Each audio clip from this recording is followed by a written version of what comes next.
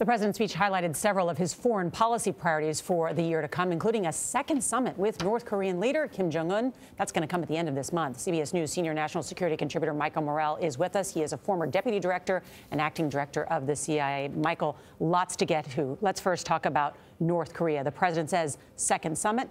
The intelligence assessment has said that North Korea has no plans to give up his nuclear weapons. What should be the goal of this summit? So I think the president deserves credit for getting us into negotiations. That's important. But look at what's happened since the first summit, right? They've stopped nuclear missile testing, but they've made no move at all towards denuclearization. In fact, we know that they continue to do activities on the ground to advance their program. And sanctions have weakened as other nations have loosened the restrictions because things are looking better.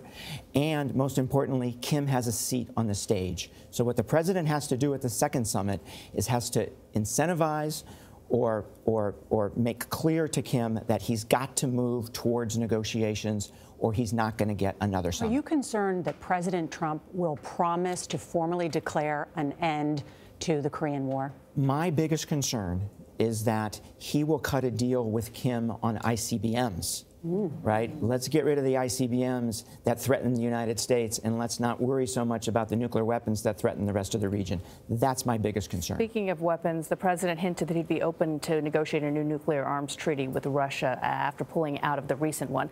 What should one look like?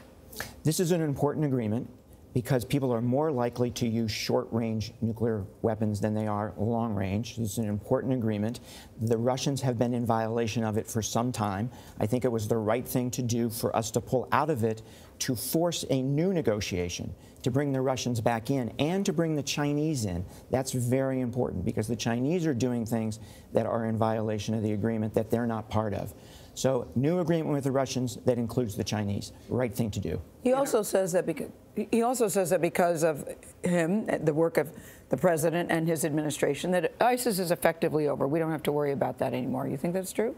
The intelligence community made very clear at the worldwide threat testimony last week that ISIS has not been defeated in Syria. But then he said that 20,000 of them. But then right? The president said, well, my people told me that their words were taken out of context. Those words are on paper. You can look at them.